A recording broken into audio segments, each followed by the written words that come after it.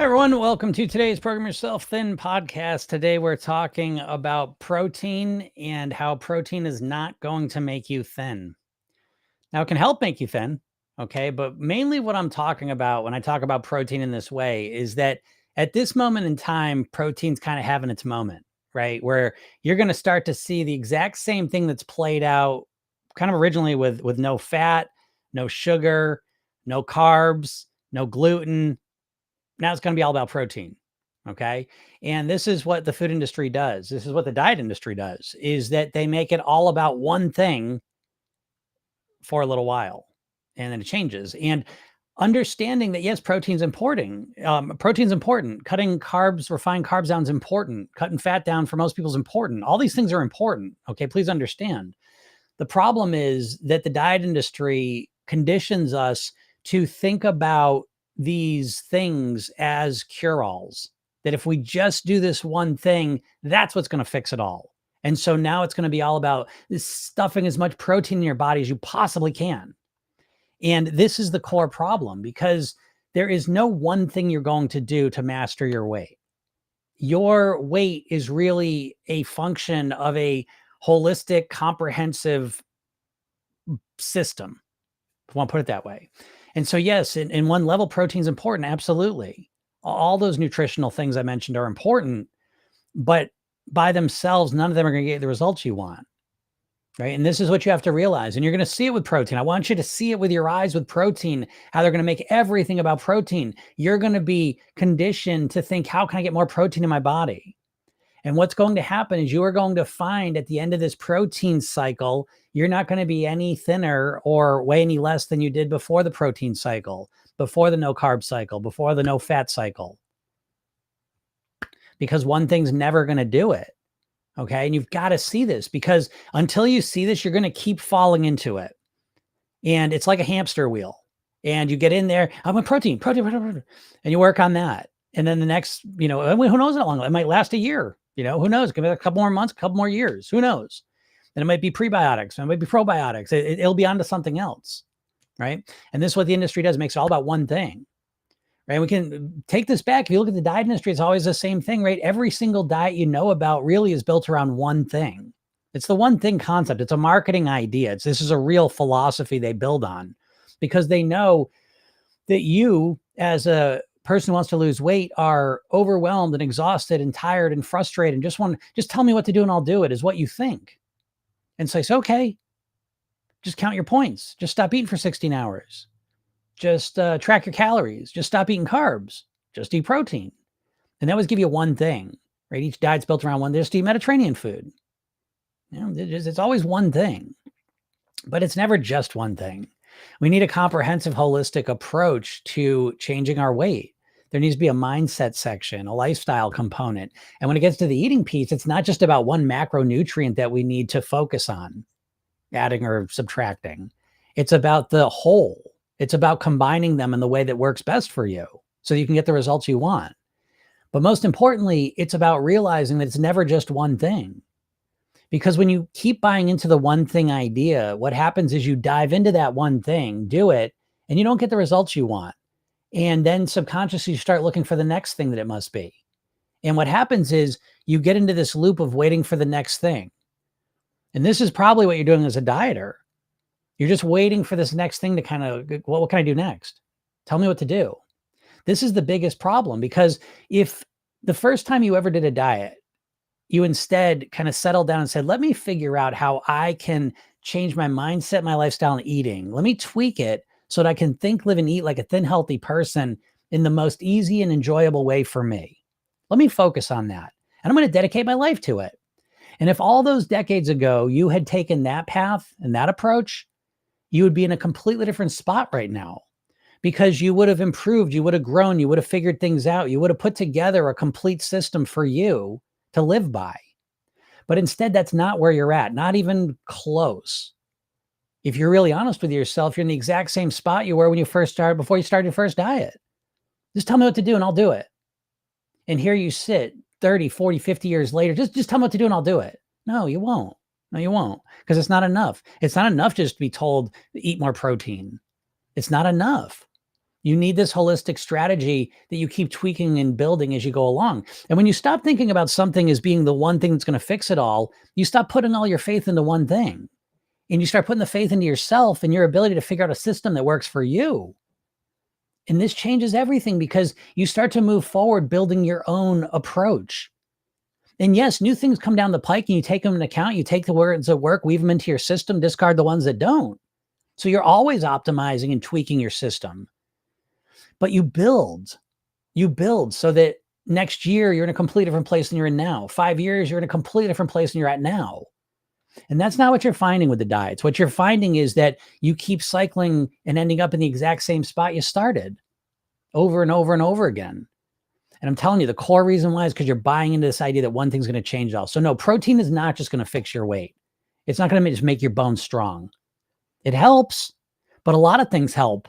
Okay. So don't just fixate and focus on one thing, or you're going to end up in the same place probably for the rest of your life. So take this into account. If you want to start thinking differently about your weight, about nutrients, about how to actually achieve the weight you want to live at, click the link in my bio or go to Program Yourself Thin and go get the free hypnosis session that I've made for you. It's called The New Thin Me. It's a kickstart session, completely free. Go check it out. And on top of that, when you opt in, I also have a training I made for you, 3 steps to master your weight.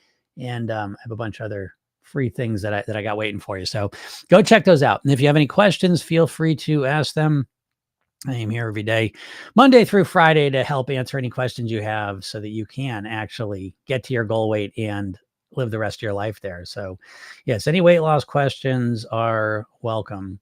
What about GLP-1? Yes, I get this all the time. I mean, again, I think everything's relative, right? So if we're comparing gastric bypass surgery, diets, then GLP-1s are great, right? They're the most effective. But if we are comparing it to Program Yourself Thin, they're not as great. So what can I say? So again, I mean, there's a big difference between Program Yourself Thin. The goal is much different than just GLP-1. Yes, we do have the similar goal that we want to weigh less, but with Program Yourself Thin, it's really a personal development program. So Program Yourself Thin, we're taking your weight loss, wrapping it in personal development. So this process isn't just about losing weight. It's about becoming the best version of yourself possible, living as the best you. Okay. So right off the bat, the goal is different. But that being said, GLP-1s, I'm not a hater. I don't want to sit here and create fear about them. I think for some people, they're the right choice. And my big question is, how do you know? You know what I mean? Like, again, I show you just with Program Yourself Thin, we really follow the goal weight pyramid. Okay. And so I ask you this question genuinely, right? That I know if you're considering a GLP-1, the conversation is going, well, I've tried everything and nothing's worked. So this is the last chance. This is the last choice. This is the only option to quiet this food noise. I've tried everything. Nothing works. But have you tried? Have you tried strategically, systematically changing your mindset, your lifestyle, and your eating into that of a thin, healthy person? Like, have you? Because, I do this every day, but just to make the point, most people, what they've tried to change their weight is about that much of the pyramid, right? You've tried to count calories, you've tried to cut carbs, you've tried to restrict, you've tried to stop eating for 16 hours, you've tried all these different things, but you've never really figured out how to transform your eating and create a structure that works for you. You've never learned how to systematically transform your lifestyle so it supports your eating. And most likely you have never dived into your mindset in a way that allows you to influence your motivation effectively, transform your identity and self-image, work on your habits in a strategic way that changes them for good, that shows you how to manage your emotions without needing food, to think like a thin, healthy person, and how to maintain your focus, motivation, and forward momentum, even during times of stress. So you can say, oh, that's bullshit, Shem. That's fine, but have you ever considered any of those things in a systematic way? I know everyone will. Now, there's plenty of people saying, oh yeah, I can't just go on a diet. I need to change my lifestyle and shift my mindset. And I know people will give lip service to that, but what does that mean? What plan are you going to follow to actually transform your mindset, lifestyle, and eating for the rest of your life? And most likely you don't have any answer for that. Okay. And so again, I'm not sitting here saying don't do GLP-1s. I'm just saying that how do you know that this natural approach wouldn't work for you? And so I say this every day, and it's an easy argument to win, but I will put my Program Yourself Thin success story clients against GLP-1 success story clients, and my Program Yourself Thin success stories smoke the GLP-1s. How could they not? Right?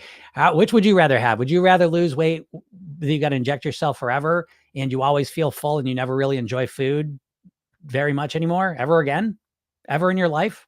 Okay. Or would you rather have a system to think, live, and eat like a thin, healthy person that you've internalized and built around you, that you feel confident about, great about? You've learned how to run your own mind. You know how to live at your goal weight, and you know how to transform yourself, change your behaviors, influence your thoughts and how you feel, and not have to inject yourself or pay any money for the rest of your life. So, I mean, the answer is obvious. I get that, right? And you say, oh, well, who's it even helping? Listen, GLPs don't help everyone either, just so you know. I'm not saying Program Yourself Thin works for everyone either. Nothing works for everyone 100%.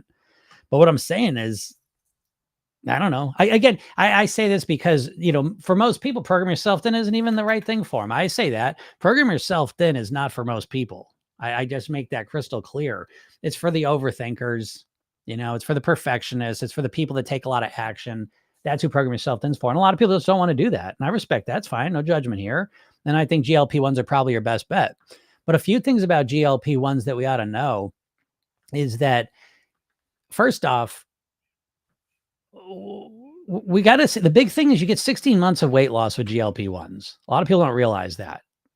Right. You get 60 months of weight loss on average, and then the weight loss stops. And then you have to take the GLP-1 for the rest of your life to maintain that weight loss. Now, if you are obese, there's a good chance you might just still end up obese. Okay. Lower weight, but obese forever. That's one thing. The other thing, though, the biggest question of mine that I have about the GLP-1 is this, and we won't really know this answer for probably another 6 months, I believe, because I think we're starting to approach a peak limit of a lot of people reaching this level of where they start to plateau. And one thing I know about weight loss that a lot of people don't really reflect on is that a big part of the motivation of losing weight is the excitement and the pleasure of losing weight, right? So you all know this, you've all lost weight before. And basically what you've done is you've exchanged the pleasure and the excitement of the food for the pleasure and the excitement of the scale going down. Right? So basically the scale going down replaces the excitement and the pleasure of the food. But then when you get to your goal weight, what do you do now? Where's your pleasure and excitement coming from? Now, I know you're thinking, well, my pleasure and excitement comes from being at my goal weight, dipshit. But it doesn't, because eventually what happens is there's a thing called a hedonic adaptation. And basically what it is, you felt it before. It's when you got your new car, and all you could do is think about your new car. But after a couple of months, it just turns into your car. Your house eventually just turns into your house, And so there's just a natural process that we normalize to whatever our reality is. So I am curious about the GLP-1s to find, because I know right now, people don't give a shit. They're full. They don't really enjoy food. That's great because they're losing weight. What I'm curious about is when people get their first year into it and there's no more weight loss. So that they're where they are. And now they can't look forward to weight loss. They can't look forward to the magical Camelot of being at your goal weight, right? Because that's another thing, is when we look forward to the goal weight, a lot of times what happens is we turn into a fairy tale. Oh, once I get to my goal weight, my job's going to improve. My relationship's going to be better. Everyone's going to like me. I'm going to have more money. We really make up a story, and that's been fed to us, okay? That everything's going to be amazing once you get to your goal weight. Well, it's better for sure, but it's still the same bullshit. The same bullshit in your life's there, and new bullshit arrives too. Some bullshit disappears too, okay? But what I'm saying is that being at your goal weight doesn't fix everything. And so I find it's going to be interesting to me to see what happens to people on GLP-1s after a year or two. That's where I'm kind of curious, because they, understand, like with the GLP-1s, they have studied GLP-1s for over 20 years, but they've studied it with diabetics. That's what it was originally for. It was originally it helps your pancreas create more insulin. And it had this effect of making these people feel full. So really what we're seeing right now in real time is really the large scale study or trial on what happens when you give GLP-1s to people that don't have diabetes for just weight management purposes.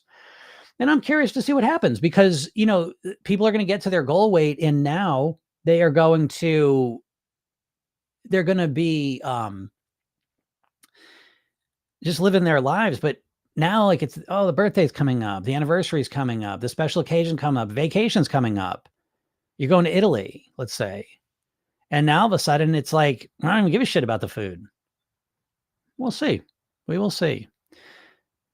So again, there to me is another one where to program yourself then just smokes the GLP-1s. I mean, I had my birthday a couple of weeks ago. We went to Providence. We went to this amazing Italian restaurant. It was amazing. It was so good. It was so fun. And I go back to my normal way of eating. But how much do you enjoy food when you're stuffed? Do you enjoy food when you're full? Because that's what it feels like. So I don't know. I am curious to this, and I'm not really talking to people about it yet. I will start interviewing people that have lost weight on GLPs and then stayed there for a year. Because listen, there's another distinction, right? Is program yourself thin. Honestly, it's really not even about weight loss. I don't give a shit about weight loss. I'm really not impressed by weight loss. I don't give a shit. Oh, I lost 30 pounds in the last 2 months. I don't give a shit. I care about people that are able to maintain their weight loss. That's what program yourself thin's been built on. Not how to lose weight, how to live at your goal weight. Well, how'd I figure that out? I began speaking with people that lost weight and kept it off for over 2 years. What'd you do? Hey, holy shit, what do you know? It's a completely different process to live at your goal weight than it is to get to your goal weight. So I am curious to find out when people have been on GLP-1s for 1-2 years and the excitement of the weight loss fades. And now you're at your goal weight and that's your new normal. But now you never get to look forward to a food. To me, I'm just gonna be honest. It reminds me a little bit of like the Prozac days, and I remember speaking with people on Prozac and they said, well, yeah, I don't feel as depressed, but I don't feel anything as much. Yes, it turns down the depression, but it turns everything down. It's got a muting effect. And understand that this GLP-1s have a muting effect. Now, when you put it in the context of obesity, it sounds like a breakthrough. It's a miracle. And I wouldn't disagree with that to some degree for obesity. But a flip side of that is that, yes, it has a muting effect. It's going to mute your enjoyment of food forever. That's great for weight loss. How is it for celebrations? How is it for holidays and vacations? And you say, well, Jim, food shouldn't mean anything. Hey, that's fine. That's your choice. Everyone's free to choose what they want to do. I'm not saying go one way or the other. I'm saying personally for me, I enjoy food as much as I ever have, if not more, because now I know how to be in control of it. But I still have my natural pleasure centers intact for eating food and enjoying the shit out of it. I love food as much as ever. Food is as much a part of my social, making choices and things and places I want to go and destination, decision making as anything. So do you want to live a life? Yeah. Okay. Being at your goal, getting to your goal weight's so exciting. I get it. Right. So you don't give a shit. Food, take the food away. I just want to get to my goal weight. I get that. What I'm talking about and what I'm focused on in my life is living at your goal weight. And I don't know. That's not the quality of life I would want. Now, if I had to choose between obesity and that, I'll probably choose I don't need the food. It's my life at stake here. But again, I bring you back to the goal weight pyramid as an alternative that you've never heard of. Would it make sense? Wouldn't it be worth to test this out first and see if this works for you? Wouldn't this be a better future for you than injecting yourself and feeling full for the rest of your life? I don't know. You know what I mean? That's everyone to decide. But those are my thoughts on GLP-1. So Kelly says, PYT is definitely better for me. I have gained weight back, but I'm sticking with it. It takes practice. I'm a work in progress. Yeah. So again, but here's the thing. This happens. I've gained weight back. I put 10 pounds on over last winter. That's normal too, folks. Again, you've been taught this bullshit by the diet industry that you get to your goal weight and that's that. You know what I mean? It's just not. Life happens. I put 25 pounds 14 years ago. I moved into a brand new house where we did the whole thing. I'm running a business. I had a brand new baby who didn't sleep. It's like my life got crazy and I put some weight on. I know you want to hear that something's so foolproof that no matter what happens, you never put the weight on. And again, maybe that's GLP-1s. Maybe GLP-1s, no matter what happens in your life, you'll never put the weight on. And again, that's fine. That's a path. That's an option available to you. Me personally, I want the ups and downs of life and I want to be able to manage them. That's me though. You know what I mean? But again, for me, this isn't just about weight loss. It's about being the person I want to be. Because the same skills and the same strategies I use, especially the mindset ones, especially the programming ones that I use to manage my weight, I use to run my business, to be the parent I want to be the friend I want to be, to be the person I want to be in my life. So again, for me, this isn't just about eating and weight. It's really about being the person I want to be. And I don't know, what I've learned in life is that there's tough and easy times, right? There's just all sorts of seasons and you just kind of manage them. But again, you're going to have those no matter what. You're going to be on GLP-1, everything's going to be magical. It's not. So you still need to learn the skills of how to manage your emotions, how to manage your habits, how to deal with your self-image, how to manage your internal dialogue, how you talk to yourself, how to know how to motivate yourself, what truly motivates you. So I wouldn't trade those for the world. And so again, Kelly, again, it's no big deal. It really isn't. Just relax, calm down, notice what changed, because you didn't gain weight, by the way, Kelly. I have gained weight back, right? You haven't gained weight back. You've started eating more. You know what I mean? Just that distinction is crucial, by the way. Don't think I'm not just being a wise guy. It's really important that you understand you haven't gained weight back. You've started eating more, Kelly. Okay. Now that can happen, right? So it might be the season. Seasons can trigger. So you can be doing great in summer. Everything's flowing, everything's awesome. Then all of a sudden the fall hits, and all of a sudden, a whole set of cravings, different set of cravings hit us, and we get a little off track. No big deal. You recognize that and you adjust it and you move forward. Always getting better, always improving. Kelly says, I want the ups and downs of life too. If that means my weight goes up and down a little bit, so be it. Thanks, Jim. You're welcome, Kelly. Yes. Yes, Kelly says, yes, I started eating more. True talk. Yes, exactly. And it's not a big deal. Okay. Again, with programming yourself thin, it all starts. I'm not just making this up on the spot, folks. Listen, this is what I've been teaching for over 20 years. But if you look at the eating section, the first step is awareness. Okay. And so the distinction between I've gained weight to I've been eating more is an awareness step, right? It helps you gain more awareness because you never gain weight. Well, I mean, you do gain weight, but you're not in control of the weight gain. There's cause and effect. So you're not actually gaining the weight. You eat more, and over time, through some magical process, your weight goes up. You consume less calories over time, your weight magically lowers, So you have no control over that process part. You have control over the cause part, the eating part. And so it's very important that when your weight goes up, oh my God, I've gained a bunch of weight, because that's a level disconnected from what you control. So you say, no, I've been eating more. And once you say I've been eating more, now again, Kelly's in the program. So Kelly already has a lot of structure to her eating and is aware of that. So what happens though sometimes is all of a sudden it's fall, and all of a sudden we start thinking pumpkin spice, and all of a sudden we're veering off into get pumpkin spice coffees and donuts and shit a little bit more than we were during the summer. You know what I mean? Just as an example. And so when we have structure, all of a sudden we can start to notice where the calories are kind of sneaking in, become aware of it, and work to correct it. Okay. So completely normal process, Kelly. And I'm proud of you for just sticking with it, because the same thing happens to me. I mean, I do this shit professionally. I mean, I've been doing this for 30 years and I still have ups and downs sometimes.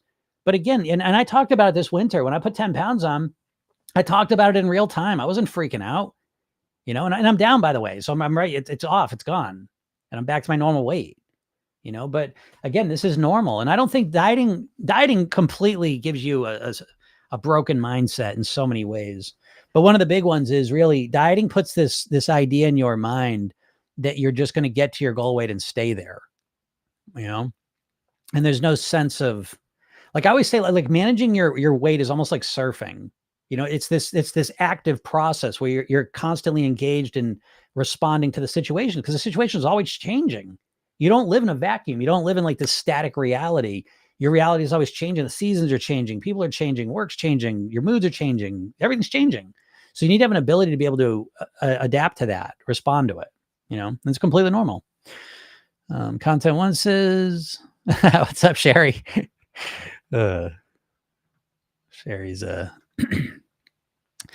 Sherry's associating, she's programming me, right? Sherry every day with that picture. I'll get it. Content one says, what are your thoughts on exercise for weight loss? For the vast majority of people that I work with, I don't think they should be exercising to lose weight in the beginning. I think exercising, I love exercising. So let me just start there. I think exercising is great. Okay. So I'm not saying don't exercise. I'm saying I think a huge mistake a lot of people make with their weight loss is they start by trying to exercise the weight away. And exercising takes tons of energy. So especially if you haven't been exercising at all, right? So if you're overweight, out of shape, and you haven't exercised in a while, and you're going to start by increasing your exercise, yikes, please don't, because you're going to overwhelm yourself. You're going to exhaust yourself very quickly, and you're not going to have energy left to make the good food choices. So me personally, almost every situation, every client I work with, it's almost always better to put that energy into influencing your food choices, to kind of working this process. I would much rather put the energy that I would put into working out like crazy into transforming my mindset, lifestyle, and eating. Because once these are transformed, it's easy to maintain them. Keeping up the exercising is really, it just becomes it just gets harder and harder every day because you keep pushing yourself, right? And it just becomes this constant stress. Now, again, I'm not against exercise. You understand? I think you can exercise, but I'm talking about exercise for weight loss. To me, is a trap. It's not even effective, anyways, because really, there's a great saying that sums it all up. You can't out-train a bad diet. So when it comes to your weight, your eating is the number one factor. And so again, just at a strategic level, I don't want to waste my energy on something that's not the most powerful part of the process. So that's what I think. But yeah, if you got any questions, feel free to ask them. TikTok, I'm sorry if I missed your question. Sometimes they get lost. What's up, Casey? Casey says, can't get rid of the idea that I want it all gone fast, but that obviously doesn't work in long run.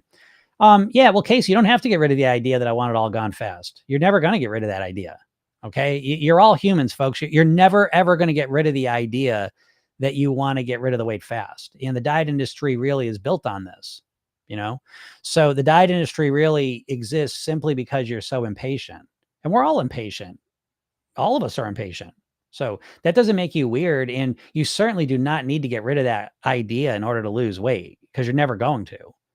Never in your life, folks, would you not take the faster path. If it was all two things being equal, you're always going to take the faster path to the result you want. So, okay, so you don't have to get rid of that idea. What you have to do is you have to remind yourself of the other side. That yes, of course I want it fast. I want it right now. But that doesn't work for me. Every time I try to get it fast, I overwhelm myself and I lose. Now, here's another thing you do, Casey, is the redefinition of what's fast and slow. That helps too. So your brain's always going, so we do it faster. We got to do it faster. It's always going to say that. That thought's never going to go away. So it's your job to create a counter thought that says, well, of course we want it fast, but what's really fast? If we try and do it fast, like we've done in the past, and we do extreme shit to make it as fast as possible, and then we put all the weight back on, that's actually slow.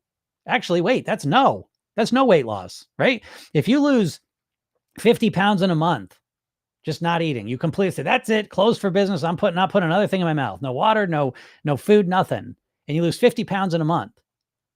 Right? Well, the next month though, you got at some point you start eating, right? And you start eating, the 50 pounds comes back on.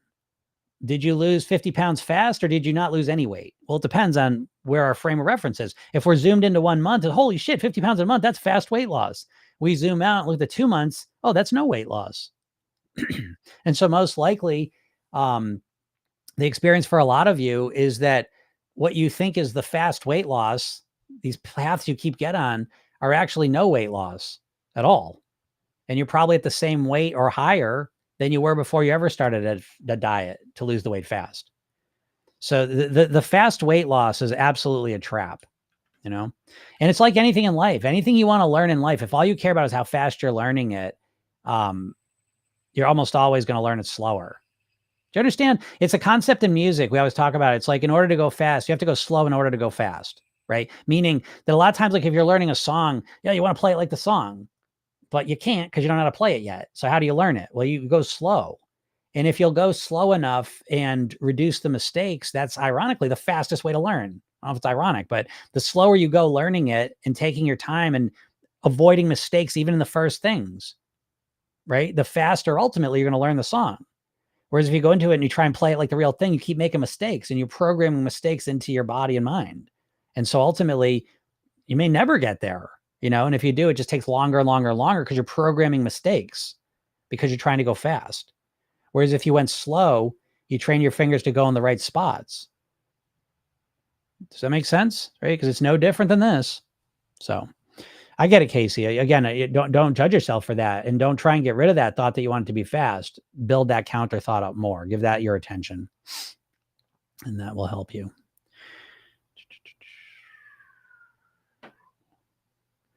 So Bruce says, this product that we call GLP-1 is not the true name. We should learn to say GLP-1 agonist. It was like, what is GLP-1 agonist?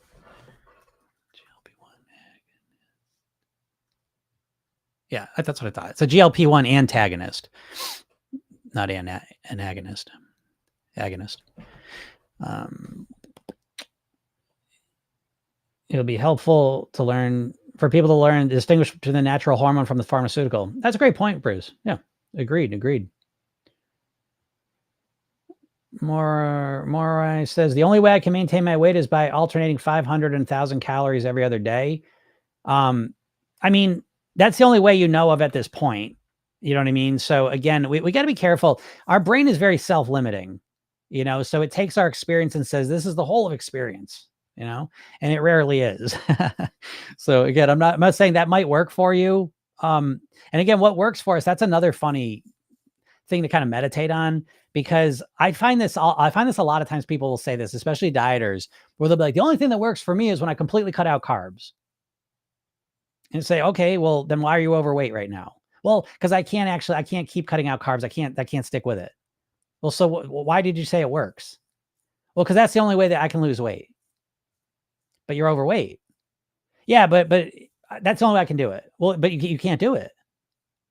Yeah, but if I could, that's the only way I could lose weight. You know what I mean? So it's like what people define as working for them is usually so self-limiting. And honestly, a lot of times it doesn't even make sense, right? Because they're overweight telling me the only thing that works for them. But that if you're not doing it, it doesn't work for you. You know what I'm saying? Here's what I'm saying. Yeah, you can say, oh, well, if I just stop eating, I'll lose weight. Okay, great. But that doesn't mean that works for you because you can't just stop eating. So things that work for you can't just be a conceptual idea. Well, that if I cut my calories down to 500, I would lose weight. Because if you can't do that, then it's not really a legitimate option for you. So you can't say, well, that's the only way I can do it. Because no, you can't do it. So you're not going to stick with it. So it doesn't work for you. It works for you in fantasy land, but in the real world, you can't stick with it. So it doesn't work for you. You can't do it. So I would say the same to you. I don't know. Alternating 500 to calorie. The only way I can maintain my weight is by alternating 500 to 1,000 calories every other day. I guarantee you that if I got in a conversation with this person, it would quickly reveal that there's a lot more to the story. And I promise you that that's not the only way. But anyways, I know you think that's the only way, but it's not. So, I mean, I wish I could work with every person on the planet. The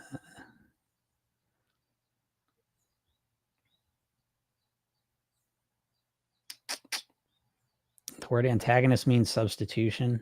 Or the word agonist? It's antagonist though, right, Bruce?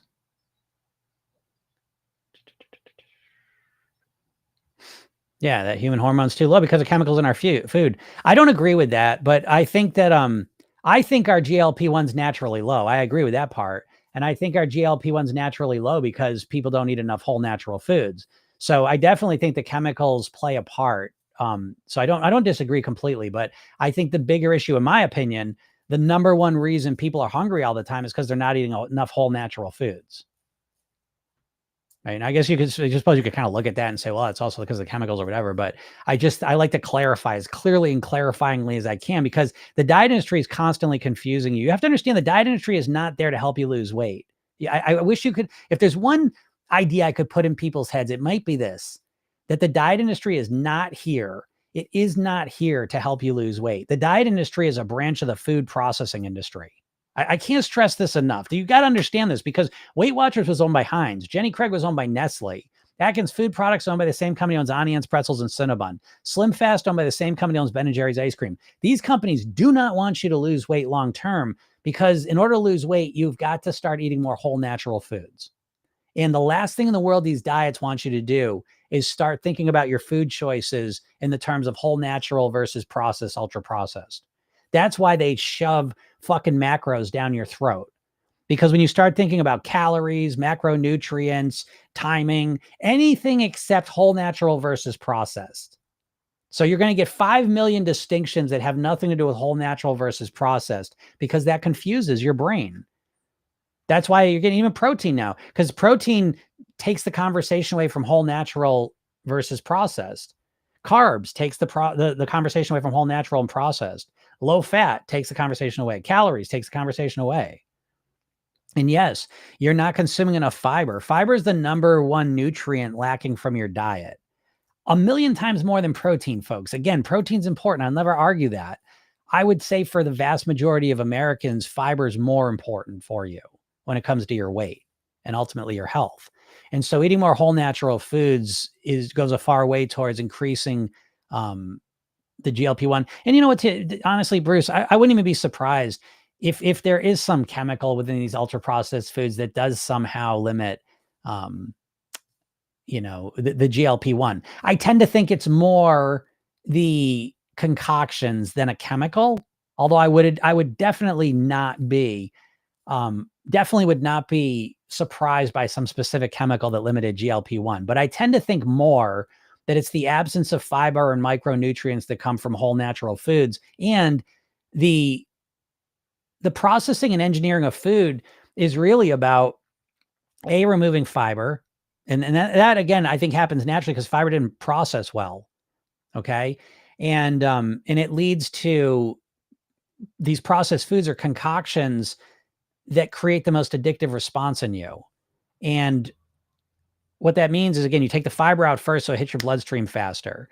It spikes your glucose. It's absorbed quickly. It passes through you. It keeps you not satisfied.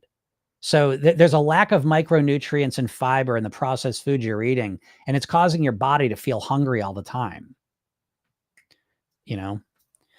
But that there's no question about all that. I mean, there's no question. The ultra processed food is it went from processed to ultra processed. I was talking about this the other day, that it's hard for our generation. And when I say our generation, the vast majority of people here, we're all between the ages of 45 and 70. That's the majority of the people that tune in for this and watch this, and are my clients.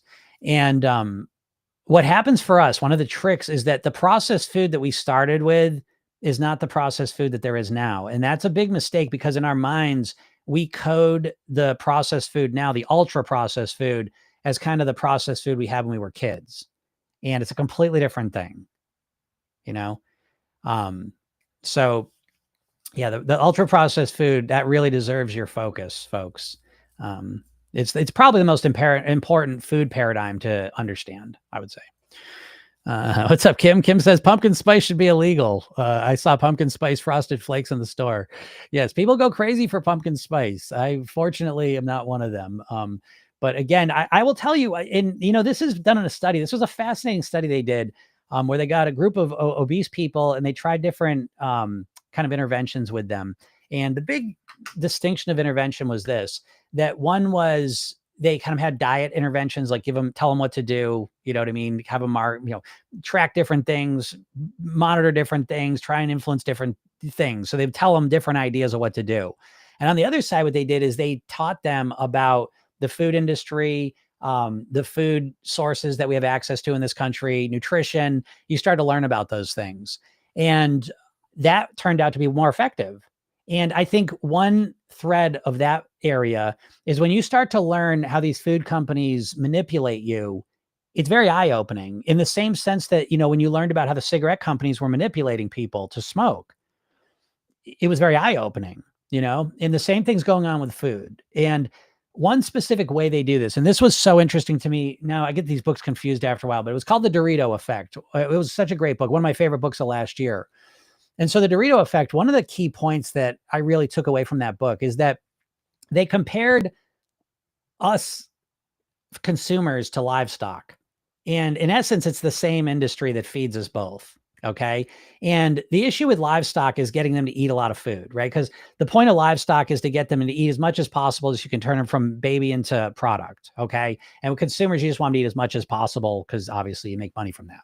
So the problem with livestock is that there's a natural kind of homeostatic mechanism in them. And so they kind of eat and then they stop eating, and on top of that, it's all about profit. So where there's a similar line between livestock and us consumers is that they want to make as much profit as possible. And so a key part of that component is to use the cheapest ingredients possible. Okay. Well, the cheapest ingredients are usually the least appealing ingredients. So they need to figure out a way to take the cheapest ingredients and get us to overeat them. So they've got to appeal to our hedonic senses, our pleasure centers that make us want to eat it, because it's shitty ingredients, right? So that's the first challenge. And then the second one is our homeostatic systems that regulate how much we eat. So they need to deal with both of those. They need to get us to want to eat some shit that's gross and isn't appealing to us naturally. And they need us to get us go past our kind of homeostatic balance points so that we just keep eating. So how do they do that? And this is where there's a direct line between livestock and us. How do they do it? Well, in livestock world, it's called palatants. And what that means is it's a flavoring. Okay. It's a chemical flavoring. And it's the same thing here. Now with us, they call it flavorings, artificial flavorings, natural flavorings. It almost doesn't matter whether it's natural or artificial, it's manipulated. And it's specifically designed to be put on low quality, shitty ingredients in order to get us to overeat it. And so you can look right down the chip aisle in your grocery store and you'll see exactly what I mean. Because if you remove the marketing and the flavoring from it, what you come back to is very, very limited, denatured ingredients. So you get corn, potatoes, soy, wheat, and you get it denatured into its most basic components. And then you pop flavoring on it. And so again, if you look down the chip aisle, if you take all the marketing and the flavoring away, you're left with a substrate. And it's a substrate that my shirt kind of reminds me of. It's a white, pale, denatured product. And it's just a substrate for the flavoring. And that's what you're addicted to, is this low quality. It's not a food. You know what I mean? It's a food stuff. It's somewhere. There's a little bit of food stuff in there, but it's not real food. Okay. And so basically the big issue comes that you're eating the same shitty ingredients, but it feels like you're eating a lot of different stuff because of the flavorings. And so the flavorings hijack our brain, they hijack our body, and they just coast right by the fact that we're eating a very low quality ingredient. And then it brings us right to the fact that we're never full and we're constantly eating it. So anyways, we come back to pumpkin spice. This is part of the reason why I don't have an issue with pumpkin spice, because I think of it as a palatant. I think of myself as a pig in a slop stand. They're just trying to give the shittiest thing to get me to fatten me up. And that changes the way I think about pumpkin spice. I don't fall into the and I'm not picking on any of you. I'm joking, because I got my own shit too. Okay. But I it's a lot harder to get me. It's a lot harder to trick me with the flavorings than it is the average person, because I've studied them. I've looked behind the curtain. I see the wizard, of Oz. I see who it really is. I'm looking behind. I see how the magic tricks are done. You ever watch The Masked Magician? The Masked Magician. I don't know if you all remember this, but this was shit. It was 20 years ago. It was a while ago, but this guy did a TV show. He's a magician. He basically just showed you how all the best magic tricks are done. It was interesting. Okay. You can't help but watch it, but as soon as you know a magic trick's done, a lot of the magic's gone. It's not as exciting to you. And when you start to pay attention to how you get addicted to food and how these flavorings are used on you, you tend to wake up a bit. Not always, you know what I mean? But it tends to wake you up a little bit. So I get the pumpkin spice thing, and I get it. And I know it's a joke and it's funny. And I understand all that. And I get it. And I'm not saying don't have pumpkin spice stuff, but I am saying the way that I look at it, right? So again, by the way, I bring you back to the goal weight pyramid, and I'll go smack dab to the mindset, or smack dab to the thoughts. And you don't have those thoughts in your head, most likely, when you think about pumpkin spice. You probably don't have any idea what palatant is and what denatured, products are that they make our food with. And if you don't have that knowledge, you're way more susceptible to just go into the trance of the commercials and the pumpkin spice and the cultural memes and all the rest of it. And once you have that knowledge, you're just less likely to. That's all. And we know this for a fact because, cigarettes really are, if you really want to understand where we're at with the food, you have to go back to 1970s with the cigarettes. There will be warning labels on food, I believe. I guess you never know how the future is going to go, but I think there will be, because they're addictive substances, because it's not food anymore, folks. You're not eating food like, we've traditionally called it for millions of years on Earth.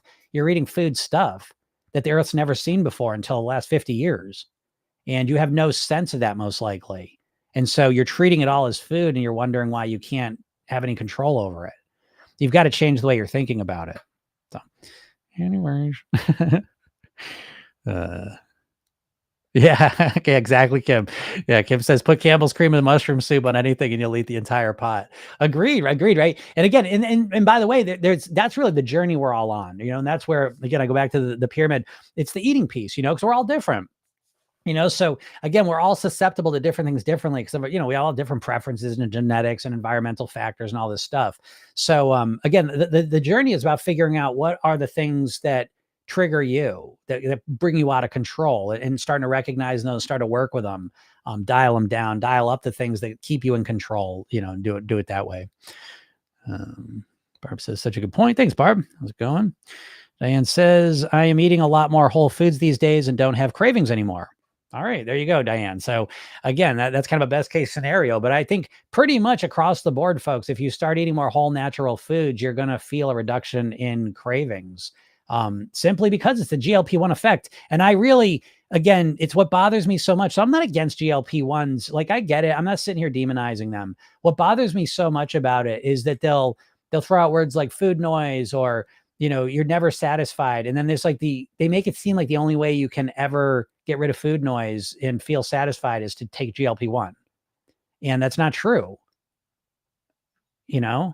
So anyways, again, I'm not saying that it's not true, that may help, but I'm saying there's other ways. And the whole natural food way is the most important one. And again, hey, listen, they're pharmaceutical companies. They don't give a shit. Listen, folks, if you want to know, the obesity conspiracy is the food companies, the diet companies, and the medical establishment. And I'm including the pharmaceuticals in there. Okay. And I like the medical establishment. I love doctors. I love medicine. Okay. But we have to understand the medical establishment is a treat the symptom product model, right? They don't want to give you the solution. They'd rather give you pills to manage the problem. And I'm not, what? It is what it is. It's like cigarette companies. I don't like it, but I get it. I understand what it is. And now I can make my decision based on that. And so I look at the pharmaceutical, I know they're there to make money. They're not there to help you be thin and healthy. Do you understand that? They're not there to make you be thin and healthy. They're there to make money. And so they'll put all this advertising out and they'll talk about food noise and satisfaction, and they'll make it seem like the only way to deal with that is the medicine. When in reality, the best way to deal with that is to start eating more whole natural foods. Now, I can say that, but again, your core problem, and every dieter's problem, isn't that you don't know what to do. It's that you don't know how to get yourself to do it. Because again, when it comes to weight loss, dieters do about this much of the goal weight pyramid. Bloop, doo, doo, doo, doo, doo, doo, doo, doo. Right there. That's what most people do. When it comes to the goal weight pyramid, that's what most people do. And it's basically, just tell me what to eat. Don't eat carbs. Don't eat for 16 hours. That's what this is. And this is why you haven't succeeded, because you haven't done anything to create an eating plan that's built around you. You haven't done anything most likely to institute a lifestyle that supports you. And you probably have no idea how to change your mindset so that it supports you as well. But great job, Diane. I'm proud of you. That's it's great. Yeah. Once you start eating more whole natural foods, it really is quite a ride.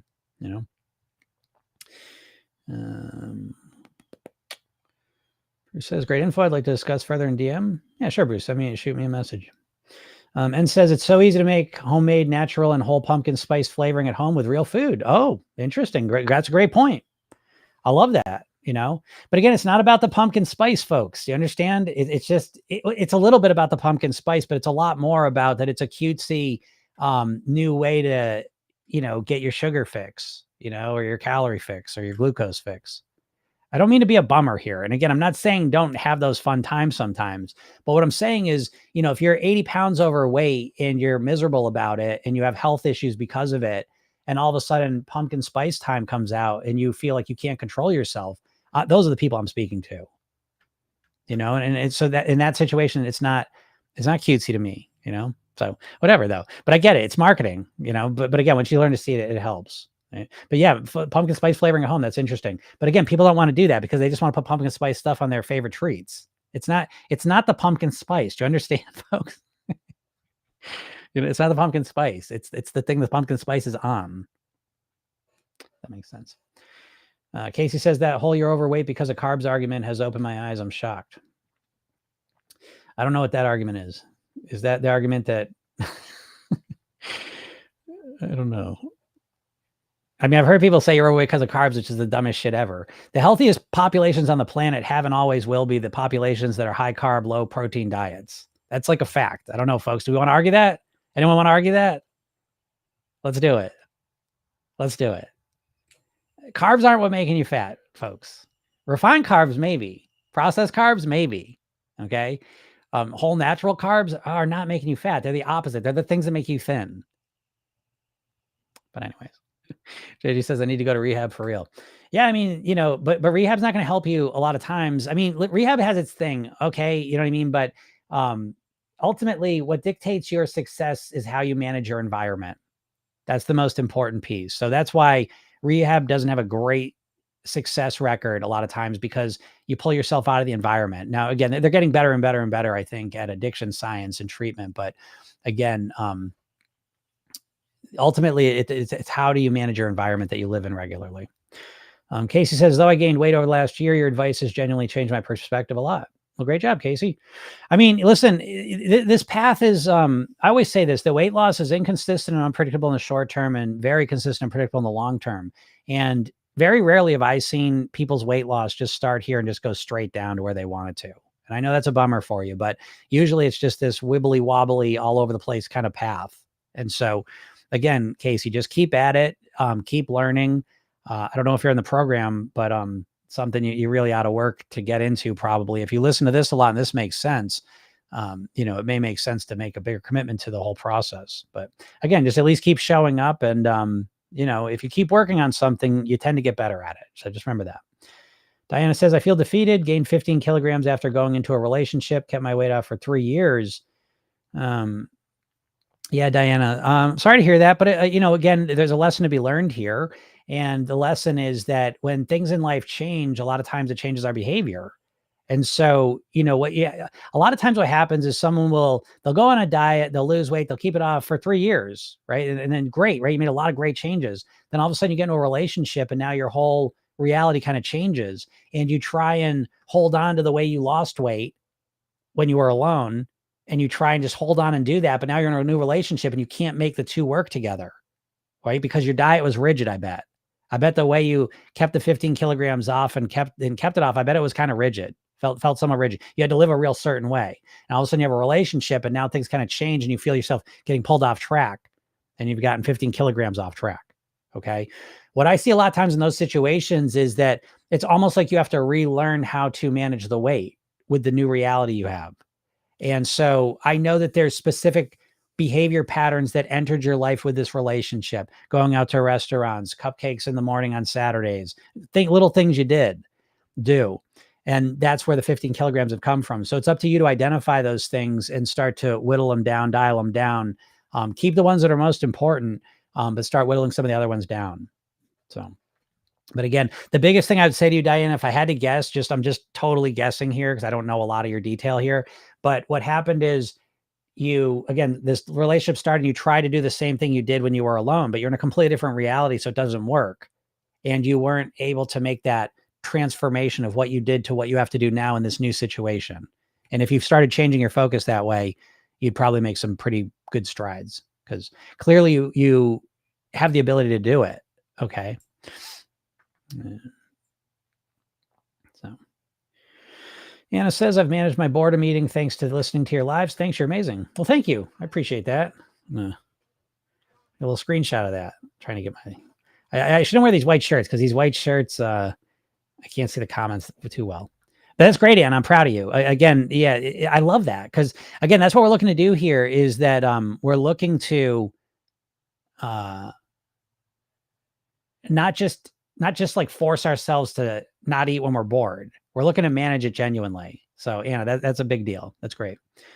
Diana says, high carb question marks. Yes. High carbs. High carbs. Yes. And listen, this is what I do I've been obsessed with stuff for 30 years. So never, hold on a second. Never would I,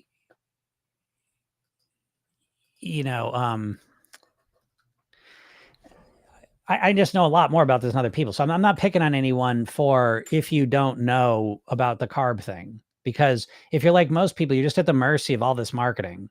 And the low carb thing has been such a thing for so long now that I don't blame anyone for thinking that carbs are the problem.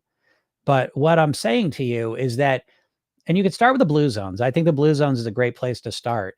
But basically, they look at the world and they said, what populations have the highest number of people living to 100 years old? Let's study them, right? And so they pick 5 places around the world, all in different places. and they study them. What are you doing to live to 100? And without exception, every one of these populations was consuming high carb, low protein diets. And is that crazy? Because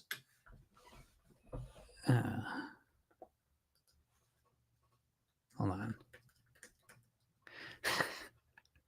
My kid. If you look at pretty much all societies in history, they all subsided on low carb or high carb, low protein diets because protein was expensive and resource intensive. And so people mainly subsisted on fruits, vegetables, grains, primarily. And when you consume on those things, you tend to be healthier. So again, they've conflated refined carbs with natural whole carbs, and they just lumped them together. And I think that's really served their purposes extremely well. Brilliant, brilliant, whoever decided that. So most people walking around, people that have wanted to lose weight for decades, don't in their mind see the distinction between whole natural carbs in the forms of fruit, vegetable, whole grains, and refined carbs. You know? So, yeah.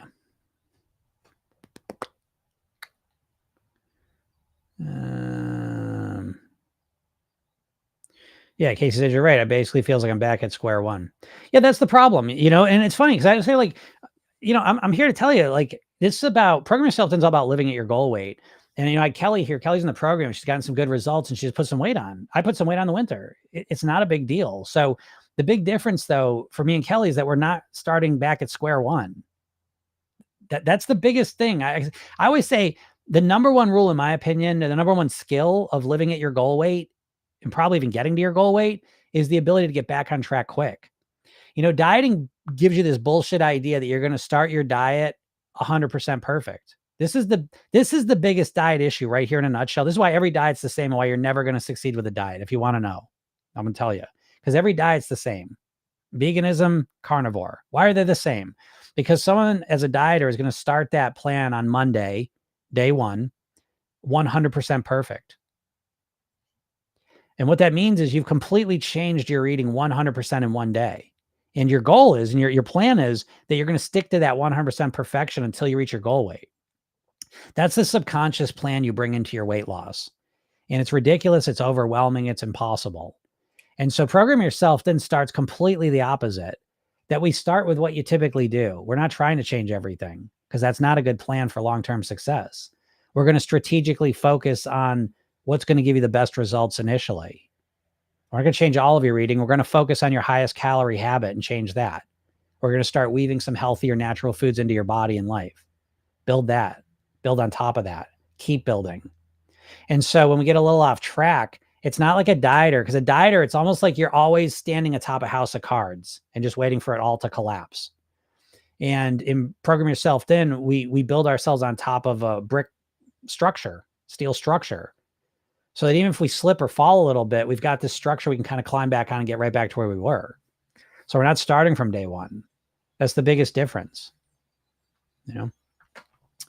Diana says, I keep saying I'm going to start at the first of each month. Yeah, never start. Yeah, Diana, I mean, no, everyone does that. You know what I mean? Like, and again, you don't start because you just what I just said. You all do this. All dieters do this. I'm going to start tomorrow. I'm going to start next week. You know, you were going to start this Monday because it was the first Monday of October, but then you realize next Monday is the long weekend. So, well, maybe I'll just wait till next Monday. But next Monday is going to come. Then you're like, oh, this is a holiday. I'll start tomorrow. But then Tuesday is going to come and you say, I can't start on Tuesday. That's weird. Maybe I'll start next Monday. But then the next Monday is going to come and you say, oh, I'm not going to start now. Halloween's just next week away. So you're not going to do that. Then you say, I'll start on October 1st or November 1st. That's perfect. Halloween will be over. But then you're going to be eating candy. You say, oh, not this week. And then you're going to go another week and you say, oh, shit, Thanksgiving's 2 weeks away. I'm going to start now. But again, you don't want to start now for two reasons, ironically. One is you don't want to start because it's too overwhelming and it's too much for you to do. B, you don't want to start because if you start on a slower thing, you feel like you're going to get fast enough results. So it's like you're in this trap. But again, if you cut the shit, again, Program Yourself then is really the anti-start over again program. Because here's the reason why. Dieting is an all or nothing mindset, all or nothing, right? You're either doing it perfectly or you're not doing it at all. Program Yourself then is an all or something mindset. So we're always doing it all, right? Because sometimes you're really motivated and focused and you just want to do everything great. Cool, go ahead. But then at some point, you can't keep up all forever. And when you all of a sudden can't do that, you go back to doing something. And what that means is you're always doing something. And what it does is it leads you to the, I'll show you how it shows up. I'll take you through the example I was just talking about. Is I'm going to start today. And say, yeah, but next week is a long weekend. Who gives a shit? I'm going to start focusing on water, and maybe I want to eat some apples this week. I'll work on eating some fruit. I like apples. Let's work on that. Okay, cool. Let's do that. Oh my God, next week's Halloween. What am I going to do? Well, I might eat some more candy, but I'm going to focus on my water, especially because water is really important with the candy. And I'm going to really double down on the apple. I ate the apple 3 days last week. I want to eat it, 5-6 days. I really want to get that in. I felt good when I ate the apple. So I want to get that going. Do you know what I mean? Like we get rid of the start stops. They're bullshit. So what's up, Rosalind? Rosalind says, I just limit my carbs and cut out sugar as far as possible. Great. That's nice.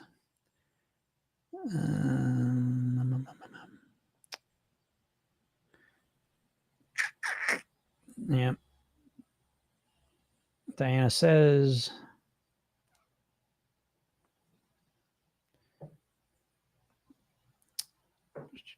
it's so hard. Wish I never fell into bad habits. Yeah. Well, it is all about habits. So Patrick says, count macros and go to the gym. It's not rocket science. There we go. I haven't had a goofy comment in a while, so I appreciate that, Patrick. I hate that way of being so much. I can't. So I don't blame you, Patrick, because you're just saying what you've been taught to say. But that shit is so ignorant. It's ignorant to the point of like ridiculousness. Which isn't to say you're wrong, by the way. You know what I mean? Like obviously, if you track macros and you start going to the gym, you know what I mean? Like there's a chance that you may, support your weight loss, but it certainly is not that easy. Yes, Patrick says, goofy. It's easy. I lost 100 pounds from 280 to 180. Now have abs showing. It's easy. I almost don't even believe Patrick at this point. I get trolls here occasionally because very rarely does someone who's lost 100 pounds just say it was really easy. Usually people have lost 100 pounds have a bit more understanding and empathy and compassion for the process, usually. So I tend to not even believe Patrick, but then again, there's always people that are like that too, right? Patrick says, calories in, calories out. Smiley, laughing, crying face, because it's so obvious and so simple, right? It's not easy. It took me 2.5 years, but it's just discipline. Okay, so he started off with it's so easy, but now it takes discipline. So here we go. And this is what I mean. This is what you got to watch out for is people, and I'm proud of you, Patrick. That's a great accomplishment, but why be a dickhead about it now? You know what I mean? You know what I mean? Like you could be such a helpful person for people that are looking for, maybe you are to people that are like that. So I take it back. You're not being a dickhead. You're just not for the people that I talk to. You know what I mean? Because there's more to it. You know what I mean? Like, so what did you do the previous 5 years when you were 100 pounds heavier? Was it easy then? Patrick says, when I say easy, I'm meaning it as in it's not complicated. It's just calories. Yeah, fair enough. Yeah. I mean, anything on paper is easy, right? Because I could say like playing the piano, that's the easiest shit in the world. All you do is hit the right keys in the right order at the right time. It's not fucking rocket science. Don't be stupid. Don't be thick. It's easy. Just the right keys, right time, right, situation. Please don't make it hard. Don't make it complex. So we can do that with anything, Patrick. And I would love, again, I'm sure there's things in your life right now you'd like to improve. You want to make more money, Patrick? I bet you'd like to make more money. What the fuck? Just offer more value to the world and get compensated and collect that money. You know what I mean? So it's just such an ignorant thing to say. Like, it's just so easy. And it makes people feel bad, but don't feel bad, folks, because I promise you for Patrick, yes, there's obviously always the obvious easy part of things. We can always simplify things down to their most base thing. Like, and we can do that. Okay. But the process of actually for Patrick to start going to the gym, to actually reduce the calories, to actually track the macros took him 2.5 years. And it would be such an interesting journey to go through how you actually got from the person who was 100 pounds heavier, who couldn't do that or wasn't motivated to do that or didn't know how to do that, who became the person who was able to commit to that, transform it in their life, weave it in their life, and what happened. There's a whole interesting journey there that would actually be helpful to people. And so just come out, oh, you want to learn to play piano? I mean, you deal with everything. Oh, basketball, you want to learn to play basketball? Just fucking take the ball and put it through the hoop. It ain't rocket science. Look how big the hoop is. Look how small the ball is. Why do you ever miss? You know, like we could do that all the time. You know? There we go. Okay. Well, Patrick's a young man. So yes, the previous 5 years I was in college, I didn't care, drink beer, chased women. So fair enough. So again, your story's a little bit different here, but again, I applaud what you did. I think it's great. But when you come across like that, it's just, you know, again, what college, what you struggle at good grades in college, you get all A's because getting A's is easy. Just do the work and show up for class and get A's. It's like, this shit is so unhelpful. You know, that's my point. And the reason I make a big deal of it is because it makes a lot of people feel bad, you know, because what happens is someone hears someone like, oh, it's just fucking easy. Just count your calories. And they're like, well, if it was easy, how come I can't do it? I must be broken. I must be stupid. I must be broken and it doesn't work for me. Something's wrong with me. I can't do the easy thing. Patrick said it was easy. All I had to do is track macros and go to the gym. Well, I can't even do that, you know, and it makes people feel bad. So I don't even know if you're trying to help. You might just be trolling, which is cool. That's fine. I don't mind trolls because it lets me make other points. But Bill Maher says, is stevia good for type 2? I wouldn't think so. You know, is stevia better for type 2 than sugar? Probably. But again, I don't want to eat stevia. I don't want to eat any sugar substitutes because I don't want to train my taste buds to want sweet flavors. The more I calibrate and train and condition my taste buds to want unnaturally sweet flavors, the more I'm going to crave those and the harder it is to be eaten in a way that supports my natural weight. So again, I think everything's on a scale. I think stevia is probably better than sugar. But at the end of the day, I'm really looking to reduce unnaturally sweet things as a whole. All right. All right, everyone, I got to get out of here. So thank you so much, everyone. Great comments. Great questions. Really appreciate it. You guys are the best. If you like this stuff and you want to get into my world, make sure you click on the link in my bio. Go get the free hypnosis session I give you. Watch the free training I made for you, 3 steps to master your weight. I give you a bunch of free stuff in my thing there. So go check that out. Also, if you like this, I'm here every Monday through Friday, usually around noon Eastern. I'm happy to answer questions you have. Any way I can help you, I'm happy to do it. And if you like listening to this, but you can't make the live, it's also a podcast. Go to any podcast platform, go search Program Yourself Thin, and it'll show up. You can listen to whatever you want. So thanks so much, everyone. Have a super day, and we'll talk soon. Bye.